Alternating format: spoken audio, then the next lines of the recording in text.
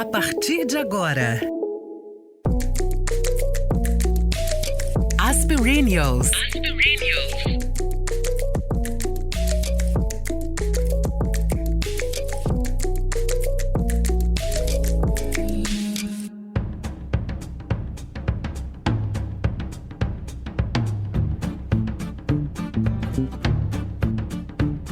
Gostaria de estar melhor preparada. Gostaria de ter comemorado adequadamente a última vez que cancelei meus planos de passar uma manhã inteira mergulhada numa banheira com fragrância de lavanda e um frasco de Advil.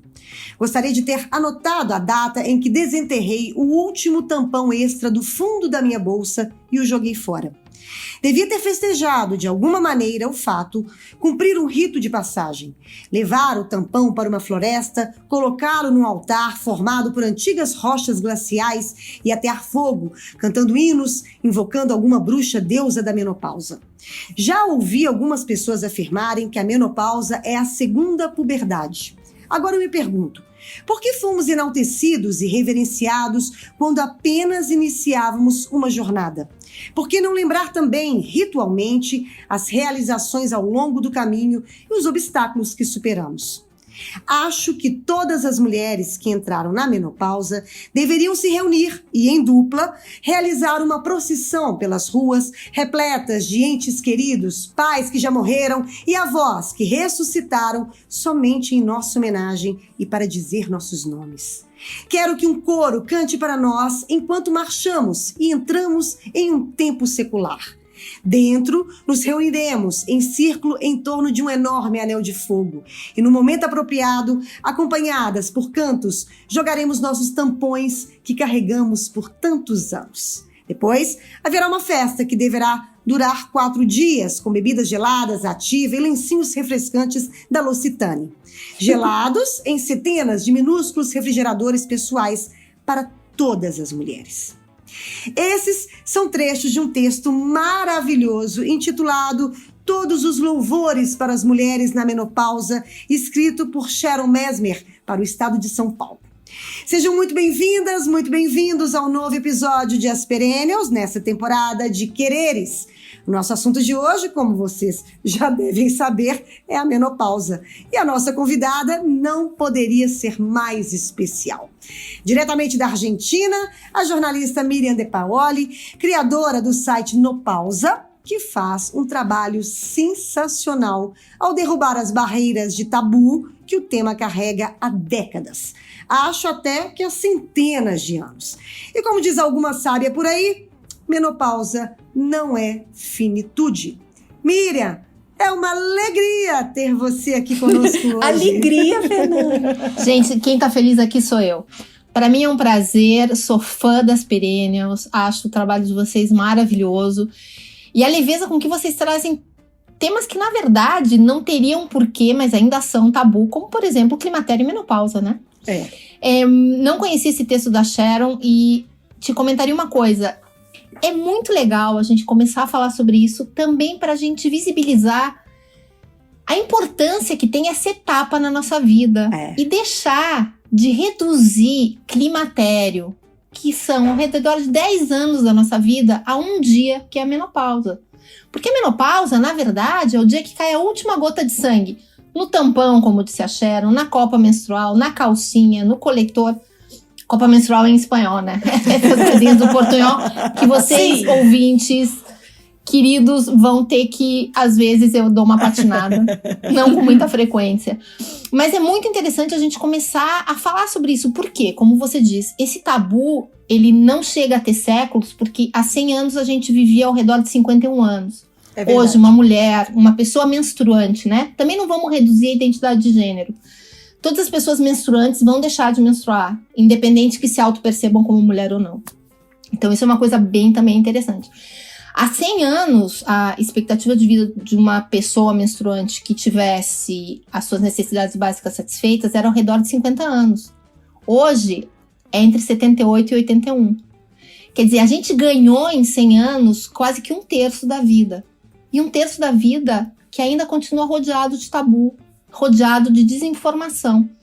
Com certeza, o texto da Sharon, para mim, é tão maravilhoso e ilustrativo, porque, segundo as Nações Unidas, 78% das mulheres, independente da educação que tenha, estamos falando de mulher com doutorado, chega ao climatério sem informação suficiente para atravessar essa segunda puberdade. É verdade. De uma maneira plena. O que significa plena? Podendo fazer as melhores escolhas. Porque a gente só pode escolher se a gente souber o que está acontecendo. Ô Miriam, e você... Mas antes, deixa eu cumprimentar a Nath. Nath, também é sempre uma alegria ter você aqui conosco, com a gente. Por que você mudou? Né? Era alegria. Alegria. Agora, só porque a nossa convidada sempre uma alegria ter você esposa como de minha Ariel dupla. Palácios, você deu uma de chique e falou alegria? A gente fala é alegria mesmo. É uma alegria, viu, Miriam? Tem uns 6 meses que a gente fala que vai te chamar, né? E agora a gente te chamou. Então, seja bem-vinda. E eu achei bacana o texto. Fernanda é maravilhosa para achar esses textos de abertura. Essa abertura dela, ninguém pode fazer melhor. E eu achei o texto muito positivo para falar desse assunto, porque uma das perguntas que eu ia fazer e vou fazer, né, se tem alguma perspectiva positiva em entrar na menopausa, né, porque para mim eu só penso, sabe, no calor, nas coisas ruins, então, enfim. Então, vamos lá, vamos fazer um exercício aí, todo mundo que tá escutando. Vamos. Se rapidamente eu perguntar para vocês, defina pra mim uma pessoa menopáusica. Qual é a primeira coisa que vem na tua cabeça? Rápido, não pense muito. O que vem na tua cabeça? Calor, né? Uma pessoa que tem muito calor. Encalorada, verdade... mal-humorada. Assim, mas qual é a imagem? É uma pessoa jovem? Não, né? Na verdade, eu vou te falar uma coisa. A menopausa pra mim, eu tive menopausa precoce, tá? Comecei com 42 anos a tomar reposição hormonal. A menopausa pra mim, ela sempre foi calor. A minha falta de informação era tão grande em relação à menopausa, até os 42 anos, 43 anos, que eu só fui entender o que era menopausa depois que eu tive. Pra mim, era só calor. E não se sinta sozinha, Fernanda. O Nopausa nasce há 2 anos, né? Como essa rede multiplataforma que a gente tem, que agora a gente trabalha em 5 eixos de ação, mas isso a gente fala mais lá pra frente. Quando eu, aos 48 anos, recebo o resultado perimenopausa. Eu não sabia que existia uma coisa chamada perimenopausa. 48 anos, a minha ginecologista nunca tinha me falado sobre isso. As pessoas ao meu redor não comentavam sobre a menopausa. Então, o que a gente começa a ver? A gente vive uma sociedade que acha que o fato da gente não falar, de não dar entidade, vai evitar que a gente atravesse. E ao contrário. Então, o que a gente gera com isso? A gente gera que a gente não tem política de saúde sexual não reprodutiva. Isso gera que a maioria das mulheres entra nessa etapa, e as pessoas menstruantes também, com um montão de sintomas que não sabem que estão relacionados com a queda do estrogênio. Acabam fazendo, por exemplo, tem muitos casos que a gente recebe no Nopausa, que quando você vai ao médico tendo 40 e poucos anos, 46, 47, 48, com dores de cabeça fortes, mandam fazer todos os exames achando que você está com algum tumor no cérebro, quando na verdade é um dos sintomas mais comuns da perimenopausa. E por aí vai. Os sintomas ao redor dessa etapa do climatério são 34. E como você diz, a gente só fala de 2 ou 3. Secura vaginal, que obviamente, né, no mundo patriarcal, tudo o que vai interferir no prazer do outro, né? A gente tem que se preocupar, obviamente. Segundo, o calor, o famoso fogacho. Terceiro, irritabilidade, mudança de humor. Olha lá, aquela lata doida. E muito mais, não.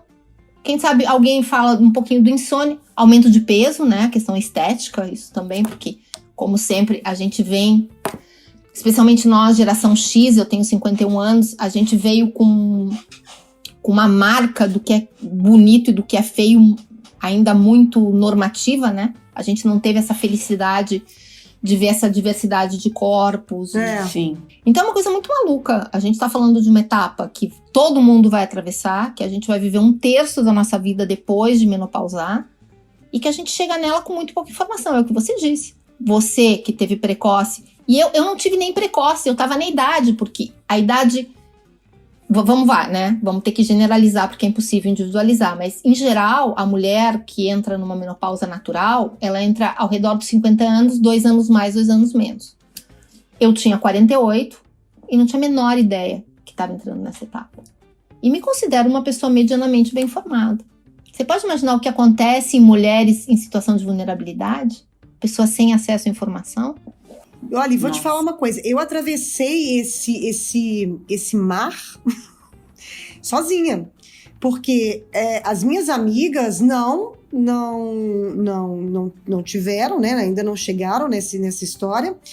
E ao meu redor. E outra coisa, hoje, sei lá, de 2 anos pra cá, é que a gente tem esse boom. As perennials me ajudaram também muito. O Nopausa, que a gente tem as mulheres maduras, né, estão com mais vozes e falando mais sobre assuntos que até então era tabu. Isso é que me ajudou a atravessar também. Porque no meu caso, eu me senti muito solitária. Sabe, você entrar numa menopausa em que as pessoas não discutiam nada, do lado de amigas que também não tinham, e eu com a minha ginecologista, que também, né, tava ali cumprindo a função. Então, acho importantíssimo a gente falar sobre isso. Até, por exemplo, a Nath, que não entrou ainda, né, que fala assim, eu não quero falar porque eu não entrei. Mas eu acho que quando você tenha todas essas informações antes, quando você chega na menopausa, eu acho que aí é o texto da Sharon, sabe?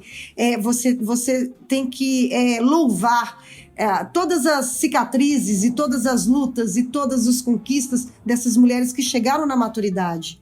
É que tem uma coisa muito interessante, né, Fernanda? O fato da gente não falar, não verbalizar, não impede que aconteça. Fazer de conta que não é com você, não vai impedir que chegue. Vamos ver, gente, Claro. Não é um vírus, não é que você pode se esconder, botar uma máscara, não, vai chegar. Você vai escolher se você vai estar bem preparada ou se você vai fazer de conta que não é com você. O grande problema de fazer de conta que não é com você vai sofrer e as pessoas ao teu redor vão sofrer. Por quê? Porque como numa segunda puberdade, essa oscilação hormonal, ela vai ter efeitos. Você passou por isso, Fernanda, eu tô passando por isso. Passei. Então, o que acaba acontecendo? Com a informação é o que vai te permitir tomar as decisões para que isso afete o menos possível na sua qualidade de vida e que você realmente possa desfrutar a maravilha de ter chego aos 50 anos, cara, porque tem muita coisa legal. Tem muita segurança, tem muita coisa que a gente já conquistou. Tem um lugar de uma Menos segurança ansiedade. pessoal que a gente não tinha antes. Se eu me comparo com a Miriam de 30 anos, obviamente, eu adoraria ter aqueles peitos, eu adoraria ter aquele bumbum, eu adoraria ter aquela disposição, eu adoraria que minhas costas não doessem tanto e coisas assim. Mas eu não trocaria a minha autoestima, o lugar que eu dou pro outro na minha vida, que isso é uma coisa que só os anos vão te dando, né? A certeza de pra quem você realmente vai escutar, quem vale a pena, quem é tóxico, quem não é. Que são coisas que, obviamente, é o acúmulo da tua vida, da vivência e tudo isso. Então, eu acho que é muito interessante isso. Por exemplo, o Nopausa, a minha sócia no Nopausa tem 27 anos. Quando a gente lançou o Nopausa, ela tinha 25. E o Nopausa só nasceu porque ela chegou pra mim no dia que eu fui tomar um café com ela. Eu tenho amigos de todas as idades. Quando eu digo todas as idades, é todas as idades. Maravilhoso. Ela me ligou, me convidando pra tomar um café, porque ela queria tomar uma decisão do trabalho. E falou, Miriam, queria conversar com você. E quando chegou, eu comecei a vomitar minha perimenopausa. Porque fazia 2 semanas que eu tinha recebido aquele... Eu tava completamente desnorteada. Falei pra ela, cara, não tem informação. Eu entro na internet, começo a procurar informação e só encontro 2 tipos de informação. Uma em primeira pessoa, que é como determinada pessoa vive, que eu acho maravilhoso, mas não tem por que ser a minha experiência ali. E sites médicos, que quando eu termino de ler tudo que eu vou passar, eu começo a chorar. Falo, não vou sobreviver, não vou ver minha filha crescer. Eu preciso de um lugar intermediário, onde eu consiga informação que me permita decidir sozinha. Não quero que me digam plenipausa, plenopausa. É menopausa, gente. Vamos parar de eufemismo. Não adianta. Mudar o nome não despatologiza. O que a gente tem que trabalhar é para visibilizar, né? Chamando as coisas pelo nome já ajuda a começar. Nós somos a geração que chamava vulva de vagina, né? Vamos começar por aí. Então também a gente... Total. Né?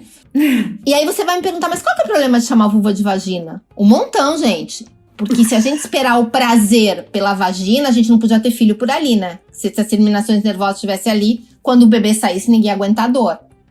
Então, a partir daí, a gente já vê que a questão falocêntrica da penetração foi uma grande falácia. E aí a gente lembra, porque quando a gente tinha 18 anos, no começo do despertar sexual, dizia, ai, mas eu não sinto nada.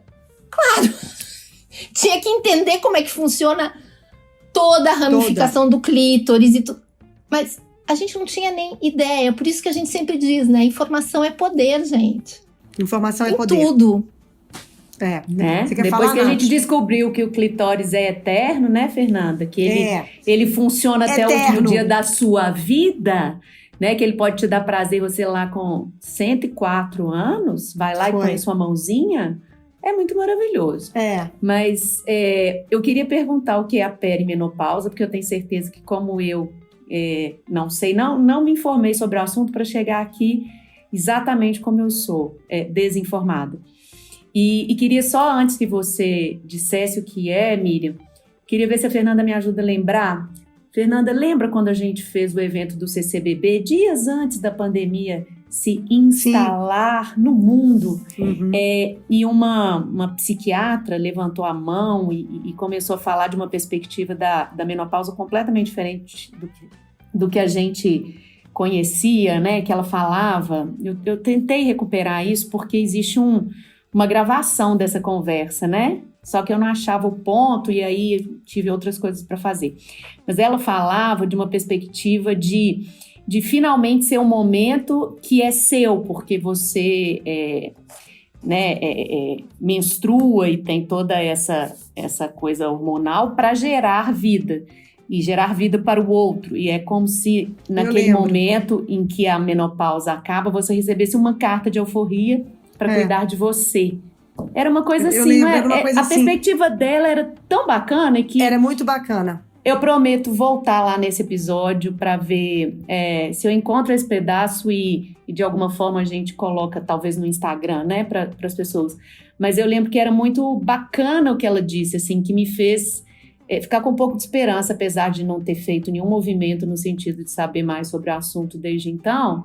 Porque realmente, assim, eu só penso no ônus, né? Eu acho que a grande maioria das mulheres só pensa em ônus para essa história, né? Então, a fala dessa mulher foi maravilhosa, né? Mas é aí onde entra a informação, porque se você não tiver informação, é só ônus. É só ônus porque você literalmente não sabe o que está acontecendo. Eu acho que você só tem essa ideia de esse olhar maravilhoso da alforria, de você estar ocupando um espaço que você não ocupava antes, de você estar se liberando de uma certa maneira também de um mandato social, né? Porque por que menopausa está tão ligada com velhice e com finitude? Porque a gente vem de um mandato muito forte social de que mulher nasceu para procriar. A partir do momento que a gente deixa de procriar, né? A gente perde a capacidade de procriar, é como se a gente não pudesse mais criar. Só que isso tá muito alinhado àquela mulher de há 100 anos que não vivia. Isso é uma coisa muito doida, né? A gente ganhou muito em tempo de vida, só que a gente não ressignificou esse último terço. E é aí onde a gente gosta muito no Menopausa de falar de interseccionalidades. Tem um pequeno grupo de mulheres que realmente já tá conseguindo rever. Só que precisa para um grande outro número, a gente trazer isso, a gente trazer essa conversa, a gente explicar o que é perimenopausa, a gente acompanhar, como disse a Fernanda. Porque tem muita gente que ainda passa muito por essa etapa sozinha.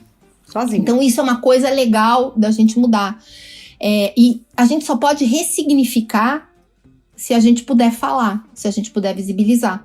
Porque se a gente não visibilizar, a gente não tem o que ressignificar. Porque, por exemplo, antes uma mulher de 50 anos, ela era vista pela sociedade como alguém que já estava se preparando para ser avó, né? Que ou não trabalhava fora, ou já estava próxima a se aposentar. Hoje em dia, todas as minhas amigas de 50 anos, eu não tenho nenhuma que esteja nem pensando em aposentadoria. Não por uma questão de que não queira, mas é que também a maneira de se aposentar, o ritmo de vida, a gente teve filho, mas eu não poderia me aposentar hoje porque tenho filho para criar. Preciso ter um ingresso maior. Quer dizer, mudou também toda a estrutura social. Imagina, eu comecei no emprego novo ontem. Né? Por exemplo. Comecei com um emprego novo ontem. Sabe assim? E tem uma coisa também que eu acho... antes de você explicar o que é perimenopausa pra Nath, porque eu também nem sabia, quando eu entrei na menopausa, eu nem sabia disso, no climatério, né? Que tem uma coisa também que eu acho que a gente tem que lidar com essa cobrança. Eu acho que a menopausa ela é tão assustadora também, não é só por causa disso. É a história da cobrança, muita cobrança estética, sabe? Porque a primeira coisa que eu escutei, logo a história do calor, é que você envelhecia muito mais rápido. A sua pele ficava pior, o seu cabelo ficava pior, tudo seu ficava pior, seus ossos, Então, assim, até você achar a explicação de que não, você tem suplementos, hoje a medicina ela tá muito avançada, se a sua pele tá manchada, você tem milhões de tratamentos estéticos e, enfim, isso para quem pode, tá? Eu tô falando num lugar de privilégio, tá? Não tô falando para todas as mulheres. Imagino, e aí volta a história, muito triste não ter uma saúde pública, né, que trate isso para mulheres que não têm esse privilégio de tomar suplementos, de ir na esteticista, enfim, de cuidar, de fazer todo esse cuidado que faz com que você passe por essa etapa de uma forma mais plena. Né? Mas assim, diminua a comida, aumente a ginástica, seu sono, meu sono ficou muito ruim. Então, assim, tem coisas que... Mas com o tempo também, eu fui pensando que não teve muito drama, sabe?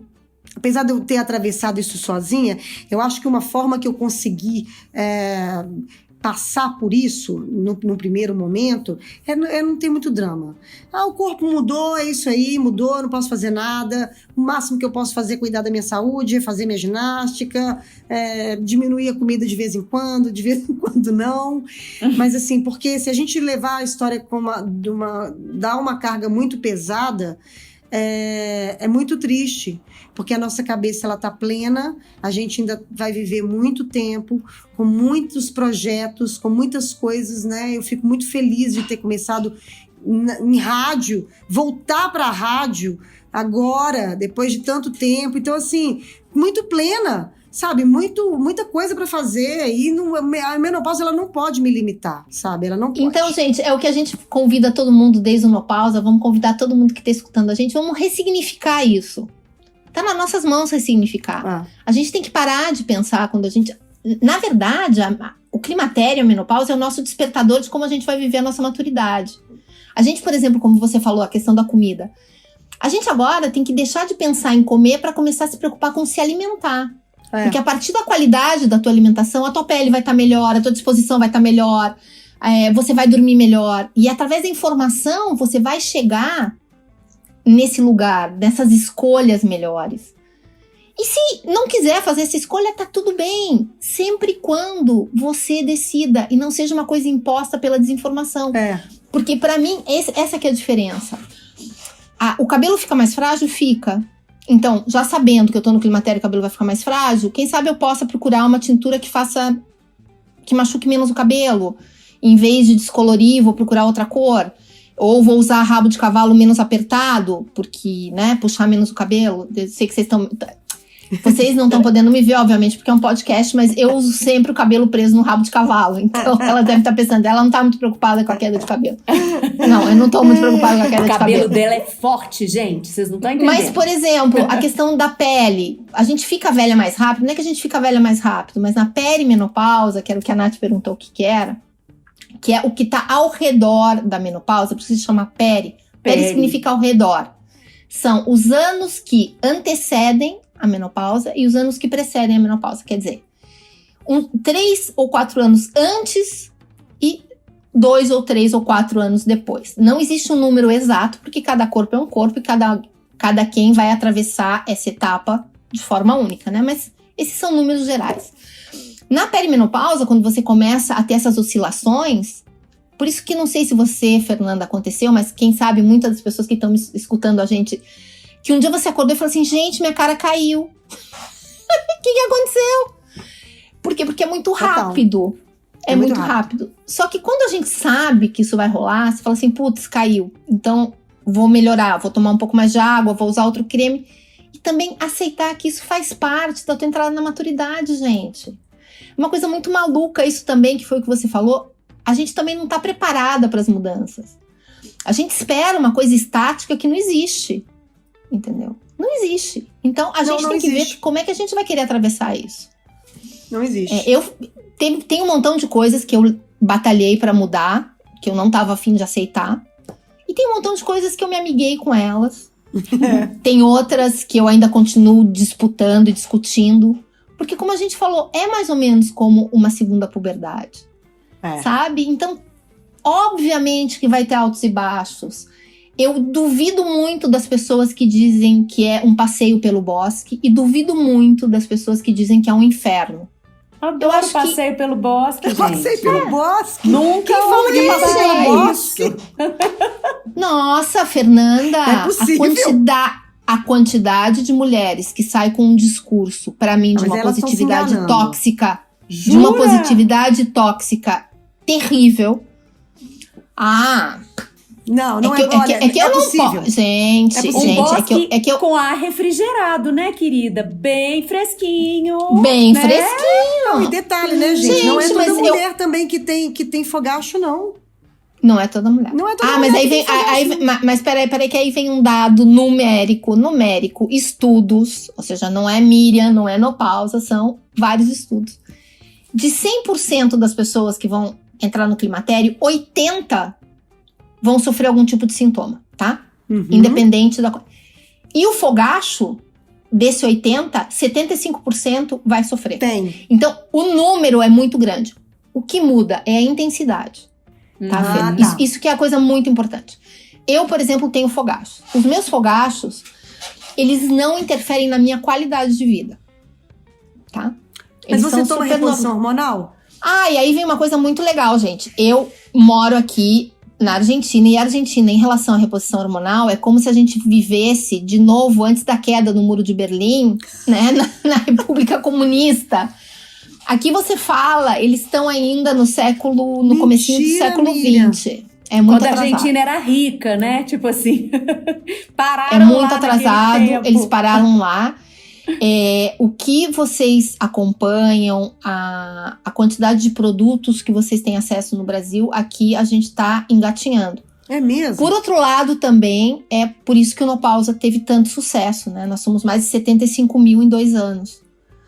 E porque nós fomos pioneiras, porque aqui ninguém falava nisso. Quando no Brasil já existiam pelo menos 10 ou 15 contas que já tinham começado a empoderar essa mulher que tá passando por essa transformação.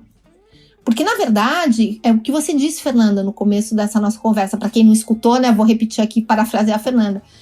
Acontece uma grande revolução. É uma revolução. Né?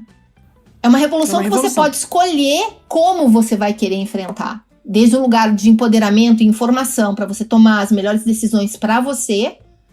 Ou você pode simplesmente sentar e ficar sofrendo em silêncio. Também é uma possibilidade. Sempre quando você decida, né? Não seja imposta pela desinformação. Eu tenho uma coisa também que eu preciso dizer que me ajudou muito e que não foi afetado e que também não é todo mundo que tem. Eu agradeço todos os dias, que é o meu humor. Miriam, eu gosto de rir. Eu também. Eu gosto de rir. Eu acho que o humor salva, gente. O humor então, salva. assim, eu sempre gostei de rir. E eu gosto de rir de mim. E eu também gosto de rir de mim. Tudo. Eu acho que isso me ajuda muito também. Essa semana, você tá falando eu ri de mim, essa semana eu fui fazer mamografia. E a menina que faz a mamografia, ela... jovem, né? E aí eu lá, nossa... com a idade, né? Tô com mais peitos, eu que nunca tive muito peito e tal, e tudo. A menina olhou pra mim e falou assim, isso é gordura. Olha, o músculo vai dando lugar à gordura. Eu olhei pra cara dela assim e falei, tá, mas tudo bem, mas me deixa aqui com o meu peito. Deixa eu achar meu peito bonito, deixa eu achar meu assim. peito, sabe? De gostoso, lactante. grande. Eu olhei e falei assim, poxa vida, né? Ah, né? Gordura. Eu falei, minha filha, eu não quero saber. Não quero saber o que que Desagradável. tem, entendeu? Eu quero saber que tá aqui, entendeu? Mas assim, voltando à história, eu acho que que o humor, ele me ajudou muito. Me ajudou muito a rir de algumas coisas que você olha e fala assim, gente, não tem jeito. Não tem coisa que não tem como, sabe assim? Amor, eu nunca vou ser magra do jeito que eu fui, a não ser que eu coma um alface, faça dieta de não sei das quantas que eu não vou fazer. A pele, eu fui numa esteticista uma vez, uma dermatologista, e aí ela falou, não, você tem que passar isso, passar aquilo, fazer isso, colocar o chapéu e nananana. Eu olhei e falei assim, olha, eu gosto de nadar. Eu gosto de nadar, eu gosto de mergulhar, eu gosto na época eu remava. Então, por mais que você coloque boné, por mais que você coloque protetor, não tem jeito, você tá no meio de uma lagoa, remando ali. E aí eu fiquei pensando na hora, eu falei assim, gente, o que é mais importante pra mim hoje? Eu tenho uns melasmas no rosto que, se eu precisar, eu vou tampar com maquiagem e tá tudo certo. Ou eu fazer o meu remo, ter a minha sensação de liberdade, sair maravilhosa do meu dia. Aí eu olhei e falei, quer saber? Vou botar o meu protetor, que eu tenho que botar mesmo, por causa de câncer de pele, mas assim, pra mim, o mais importante era remar. Não era ficar colocando, não saindo ao sol, não fazendo não sei o quê, porque senão não sei o quê. Eu falei, não, são escolhas. Eu acho que essa é a coisa mais interessante dessa etapa. Que nós temos que ser completamente responsáveis das decisões que a gente tome. É tão simples como isso. Por exemplo, né? No meu caso, eu sei que se eu tomo muito vinho, eu vou ter fogacho. Eu sou uma daqui, a bebida alcoólica dispara o fogacho. Quando eu saio, que agora já não saio mais desde a pandemia, desde o ano passado, mas quando eu faço happy hour por Zoom com os meus amigos com vinho, eu tomo minhas 3 taças de vinho, feliz da vida. Sei que vou ter fogacho, mas é a minha escolha.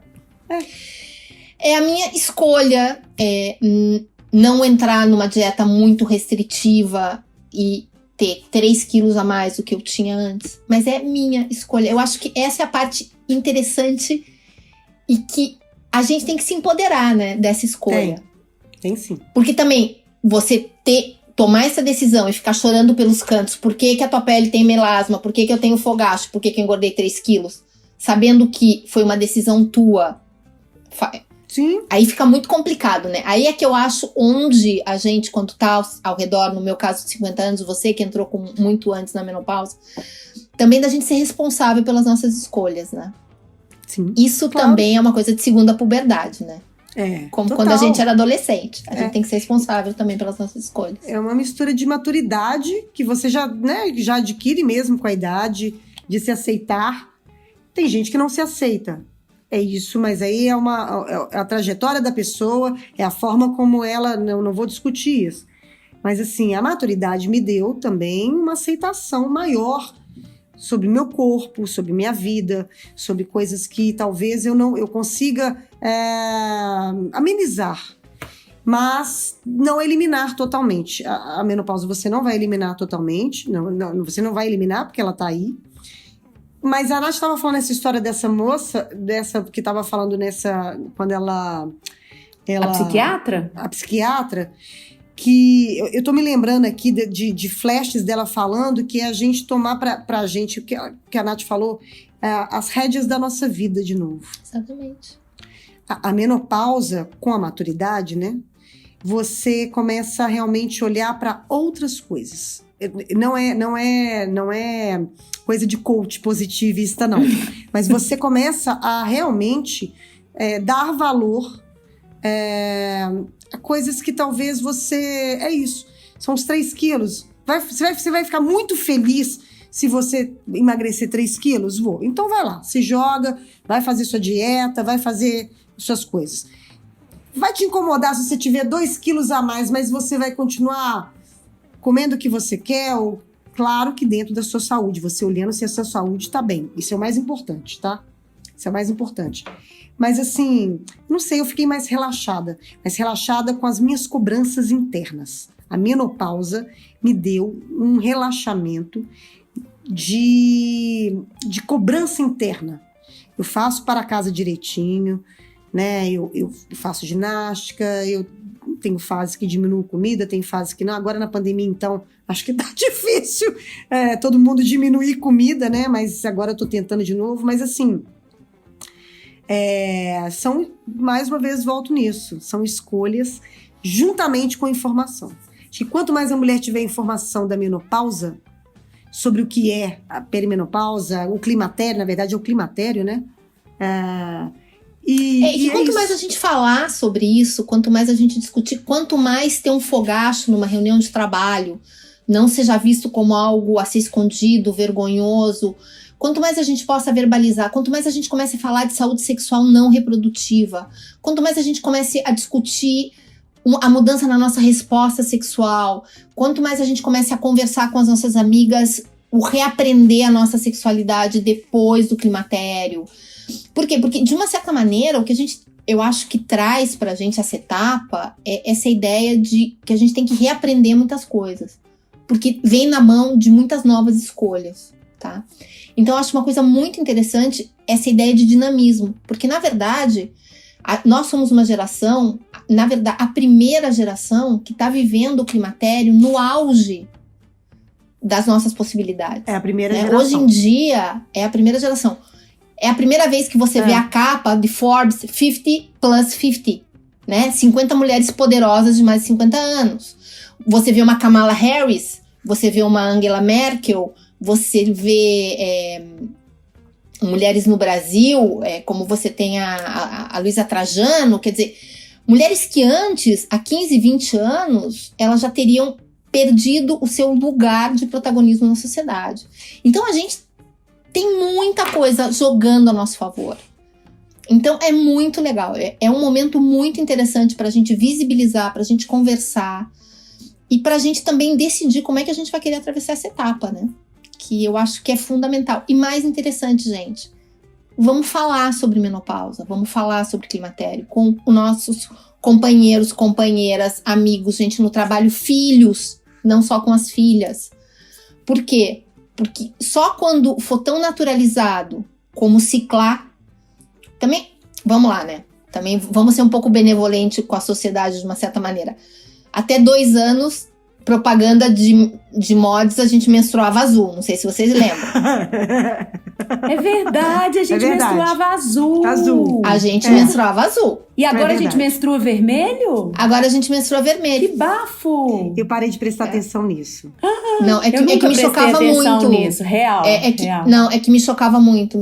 Eu sempre fui um pouquinho... Não, me chocava também. Mas é porque também tem isso, né? O fato de eu não menstruar mais. Isso é uma coisa... Gente, isso pra mim foi uma coisa maravilhosa. Acho que também foi isso.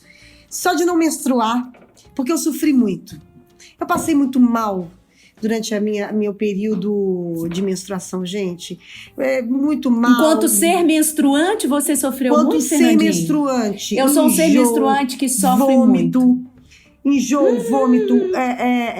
Um mês chorando, outro mês agressiva. Sabe assim? Não, eu passei pela minha biografia. Eu gosto muito de usar essa expressão biografia menstrual, né? Eu acho que na educação sexual dos colégios, que eu sei que no Brasil agora isso é um grande tabu, grande discussão, não sei o que. Parece que nós mulheres, a gente tem a puberdade, a gente se reproduz ou não e a gente morre, né? A gente não tem nada entre que você se reproduziu e morreu. Quer dizer, nessa biografia menstrual, eu acho que a gente tem que dar o lugar e o espaço que o climatério e a menopausa merecem, né? Tanto para as novas gerações que vão vir, como para a gente que está atravessando. Uma coisa super importante, falar de saúde sexual não reprodutiva. É muito importante a gente falar de mudanças, é muito importante a gente falar de libertação também, para muitas mulheres que passaram o período da sua biografia de ciclar de uma maneira muito sofrida, né? Que é o caso de vocês, pelo que vocês estão contando, não foi o meu caso.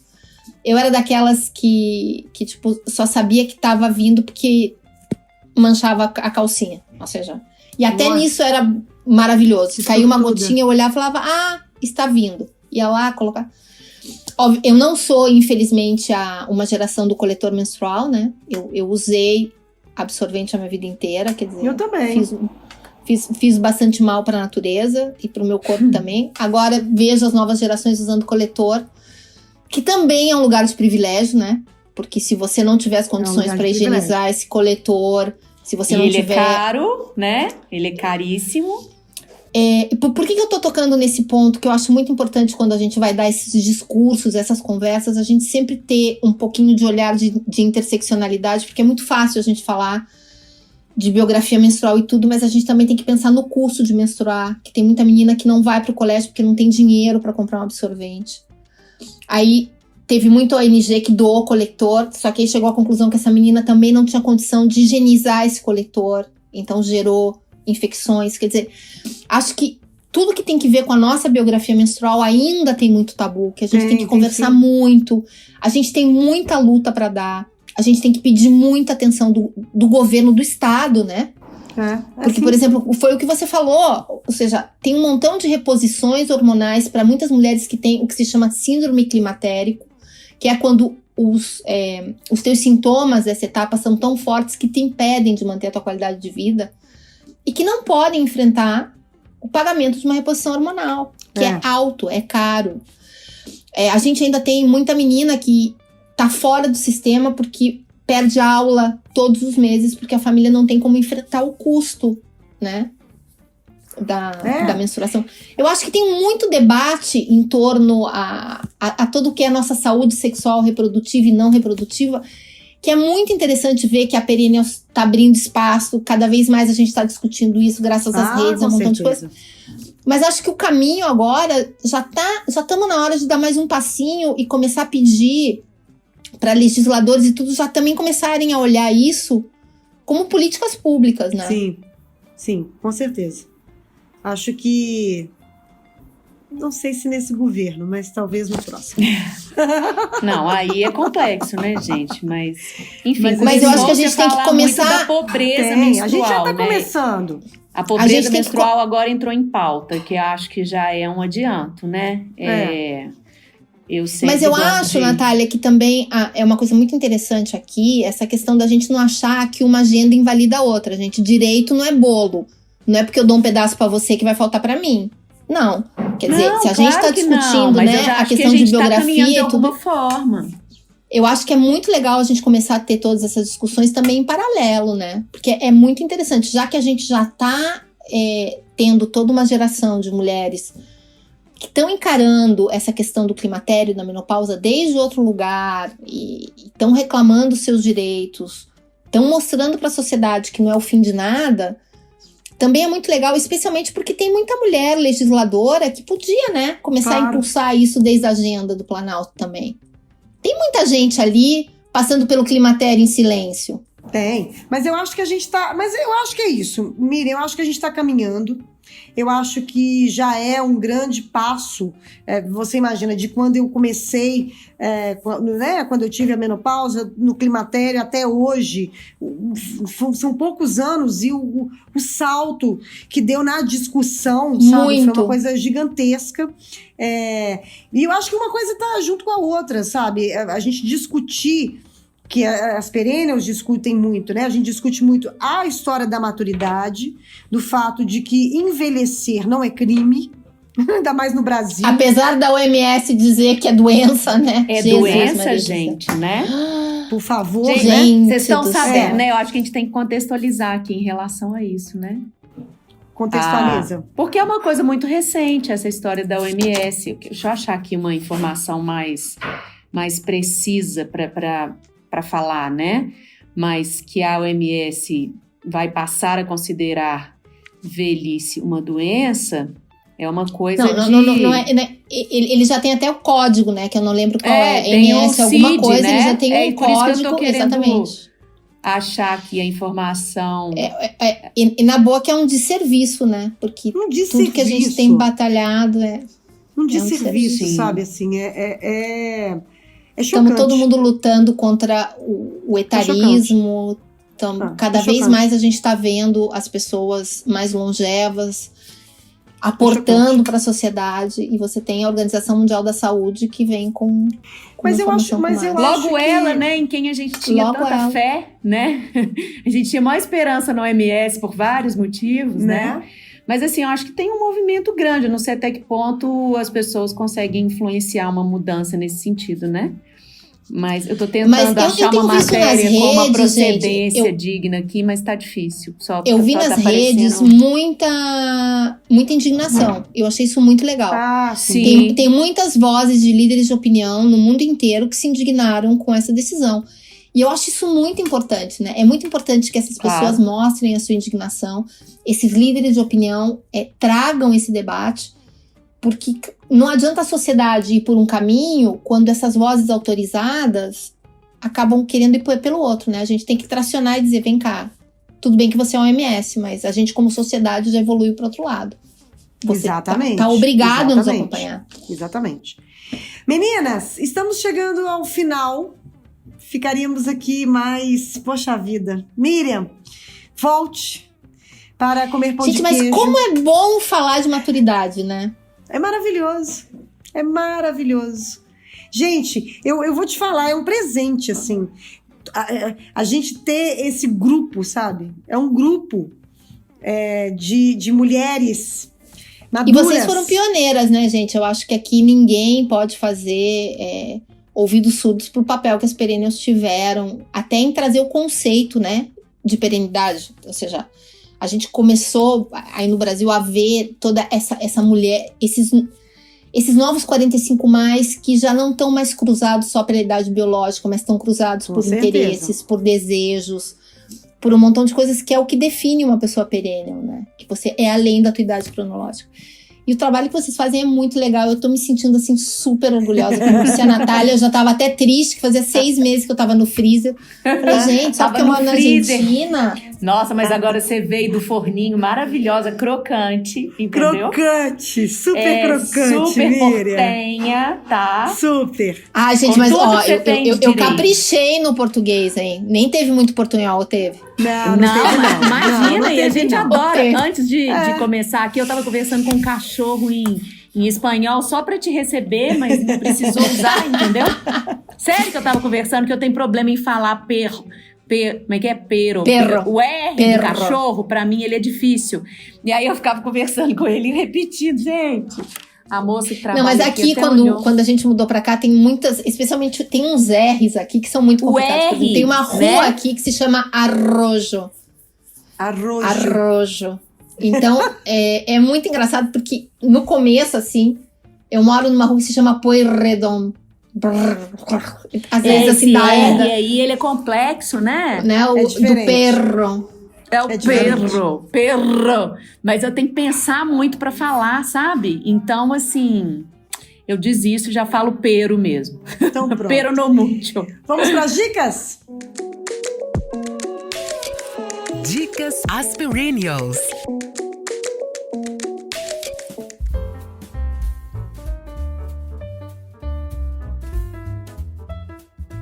Um livro, A Sabedoria da Menopausa, da Christiane Estrup, que é uma americana, tá em português, só vocês googlarem lá, Sabedoria da Menopausa. É um livro interessante, é um pouquinho, às vezes, demasiado otimista pro meu gosto, mas tem muito insight muito legal de como ela atravessou e como ela fez a descoberta dessa etapa. Eu achei muito legal. Legal. Série, Bombay Begins, que se escreve Biguns, que é uma série feita na Índia, conta a história de uma CEO que está atravessando a menopausa e não tem coragem de enfrentar essa etapa. Então mostra ela tendo um fogacho numa reunião e saindo da reunião, uma companheira de trabalho oferecendo ajuda e ela dizendo que não é com ela, que aquilo não está acontecendo com ela. De como a negação disso interfere em vários lugares. E é muito interessante porque essa série, ela tem muito clichê, né? Já vou adiantando, dando um spoiler. Mas acontece muito interessante porque eles mostram toda a biografia menstrual da mulher em personagens. Tem a menina entrando na puberdade, lutando com um negócio que cresce o seio, não cresce, vem a menstruação, não vem. Tem a que tá procurando ter filho, não consegue. Tem a que engravida só de olhar pro namorado. Tem essa mulher na menopausa. e aparece uma pessoa já na pós-menopausa. Então é muito interessante como eles trabalharam esse tema dentro de uma sociedade tão cheia de preconceitos e tabus como é a sociedade da Índia, né? Que a gente sabe que está dividida em castas. Essa é a única coisa que me deu um pouquinho, me incomodou um pouco, porque eles falam só da casta de elite, né? Eles não é uma série transversal, mas é bem legal. Um filme, eu nesse ponto vou ser um pouquinho clichê e um pouquinho lugar comum. Eu queria dizer pra vocês verem como sofre de amor a Meryl Streep nas Pontes de Madison.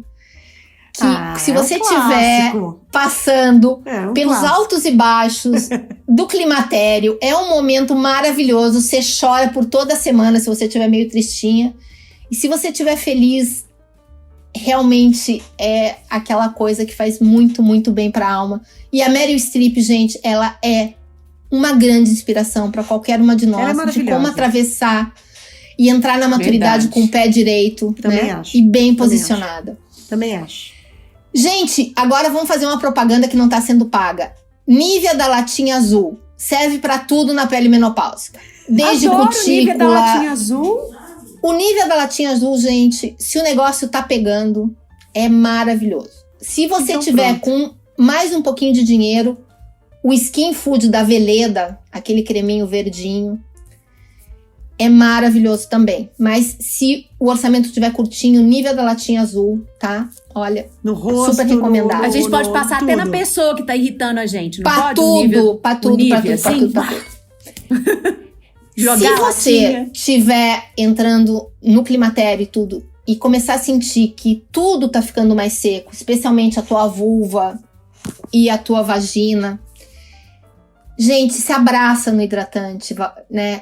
Busca um hidratante vulvar. Vamos começar a hidratar a nossa vulva do jeito que a gente hidrata o nosso rosto. Vamos começar a olhar para esse lugar, muitas vezes não tão explorado pela geração X, que é a minha geração, né? Que todo mundo, quando a gente começava a se tocar, dizia: tira a mão daí, masturbar é pecado. Vamos dar para quem ainda tem um pouquinho esse mambo, vamos dar uma ressignificada, gente, porque prazer no climatério é igual à saúde. Quanto mais irrigar, mais saudável vai ficar. Quanto mais hidratar, mais prazer vai te dar. Então vamos ressignificar. Essa é uma super dica. E eu sei que muitas de vocês que estão escutando vão dizer: mas eu não passo por isso. Pode ser, mas tem muita gente que passa, né? E uma última dica, gente, vamos começar a exercitar muito a misericórdia. A gente pode estar passando bem por essa etapa, mas tem muita gente que não tá passando.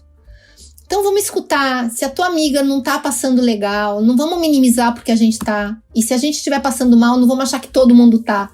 É exatamente o que a gente conversou com a Fernanda. Não é nem um passeio no bosque, mas também não é um inferno. Às vezes é uma mistura das duas coisas, né? Passeio no bosque, vou passeio pensar no nisso. Bosque. É isso. É isso aí. Ai, gente, é isso aí. Não é, não. Como tudo não, né? como tudo na vida, vamos tentar o equilíbrio, né? Nem o passeio no bosque, nem o inferno. Vamos tentar ali, caminhando a nossa vida ali no meio termo, que tá tudo certo. E, gente, informação é poder. Com informação é muito mais fácil a gente equilibrar. É isso. Nath, eu comecei aqui a tomar uma tacinha de vinho argentino em homenagem à nossa convidada, ao nosso querido Ariel Palacios, o ícone.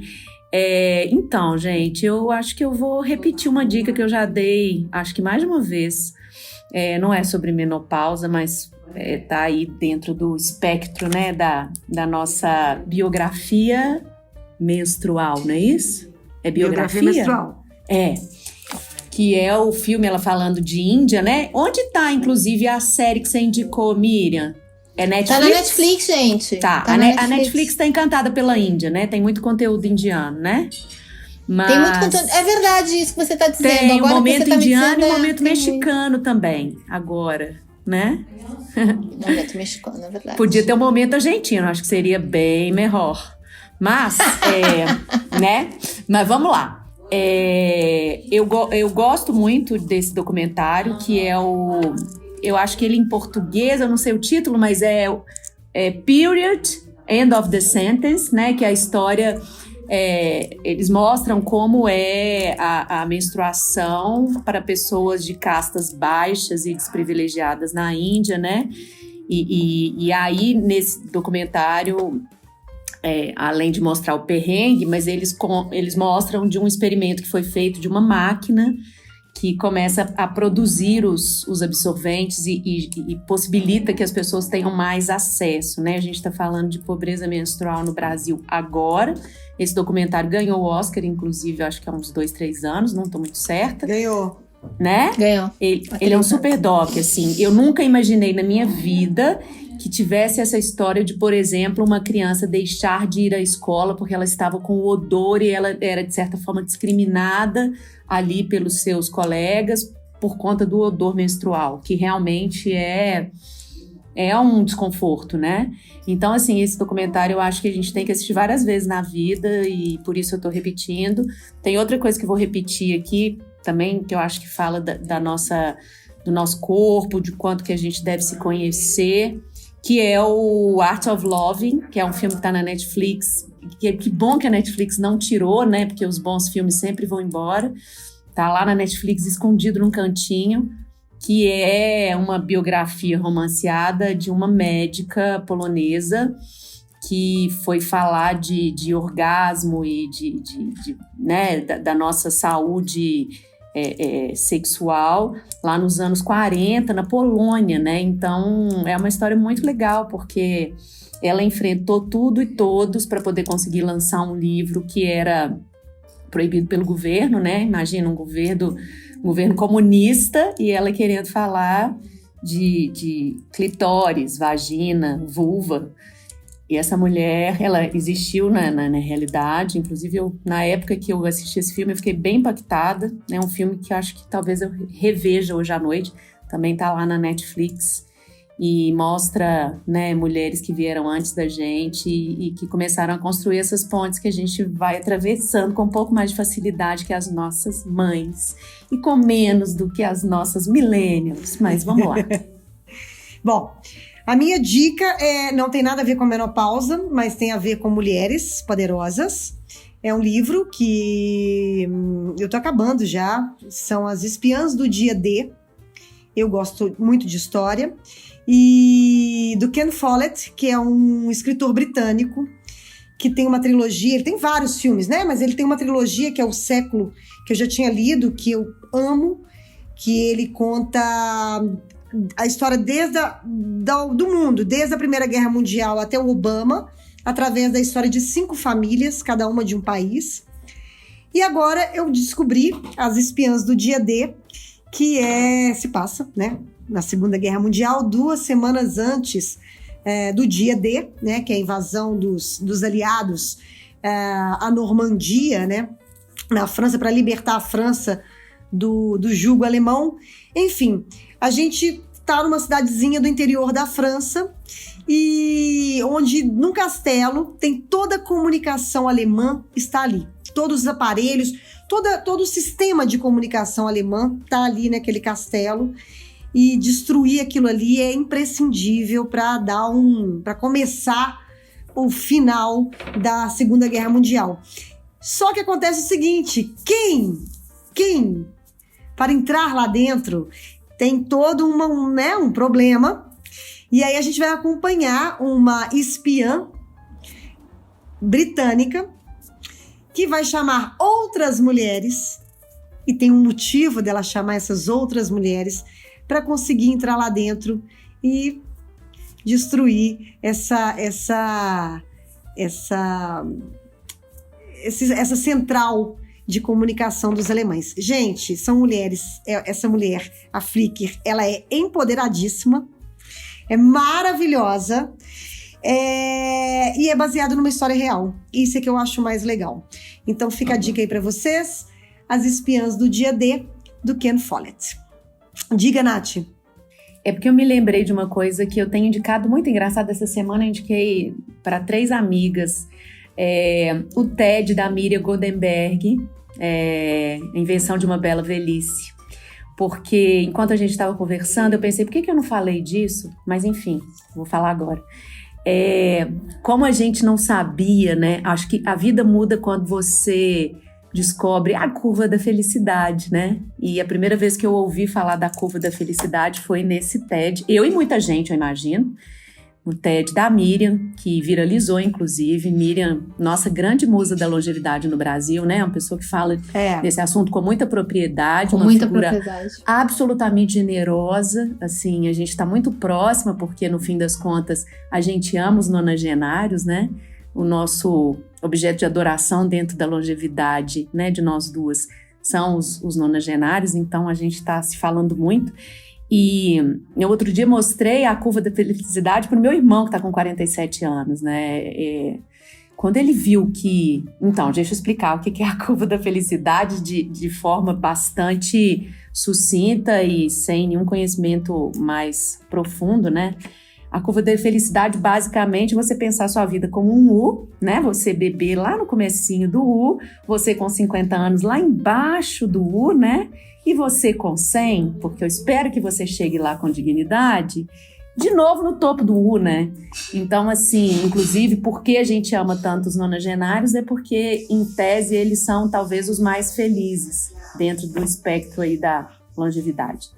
Então, eu acho que dá um ânimo na vida, e acho que a curva da felicidade, eu não sei como é que ela tá aí dentro dos estudos da menopausa, tem tudo a ver, né? Porque justamente a gente começa a melhorar quando passam aí esses perrengues, né? Começa a ser feliz de novo a partir dos 50 plus, né?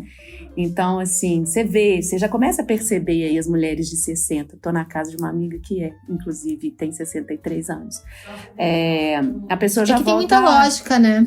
Tem muita lógica. É muito bom, é muito bom. E quando eu mostrei pro meu irmão o TED da Miriam, eu acho que o TED da Miriam é necessário. A gente tinha que, né, prescrevê-lo, assim.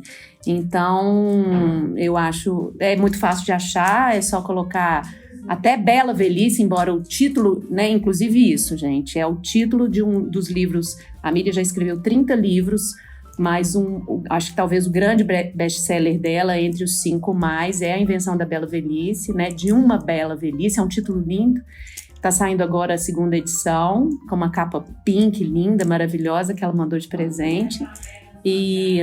Enfim, é necessário e ele é animador. Eu acho que saber que existe a curva da felicidade muda muita coisa, né? Muda, sim. Assistam e passem para suas amigas no perrengue ou fora dele, porque um dia ela pode ficar no perrengue, então, né? É isso. Acho que é a dica mais hot de meninas, todas. olha só, antes da gente ir embora, eu queria agradecer aos nossos apoiadores, a Oficina 61, uma plataforma criativa que reúne profissionais de diversas áreas para trabalhos de comunicação sob medida com planejamento, criação, mídia digital e branding, uma agência em que as 3 sócias são perennials. E também ao Grupo Fred Isaac, que através de LEDs e painéis urbanos, nas ruas, no trânsito, conecta inovação e resultados ao movimento da sua marca ou do seu negócio. Você já sabe, quer chamar a gente para alguma coisa, festa online. Se for na Argentina, eu animo batizado online, em espanhol, porque eu aprendi espanhol naquele Duolingo, então eu hablo muito bem, tá? E também faço mesversário, mas só se for na ali Argentina, perto de Mendonça, se tiver vinho, entendeu? A gente tá evoluindo. Fale com @asperennials.com.br, vocês já sabem disso. Instagram, né? As Perennials, Facebook, As Perennials. Miriam, olha, de novo, é uma alegria. É uma alegria, Fernandinha. Agora sim, gata. Alegria. Gente, então, gente. deixa eu fazer então aqui uma propagandinha grátis. Gente, @nopausaig em espanhol. Isso aí, @nopausa.br, nopausa.com. Você encontra a gente no Spotify, no Twitter, no LinkedIn. A plataforma que você quiser, você vai encontrar a gente falando sobre menopausa, climatério, perrengues, alegrias, dessa etapa que não adianta se esconder, que se você menstruou, você vai passar. É isso aí. Gente, toca pra Argentina, toca pra Buenos Aires. Toca, gente, pra Buenos Aires, beijo, que saudade. obrigada. Beijo. Tchau. Beijo pra Ariel Palácios. Beijo pra Pode Ariel deixar. Palácios.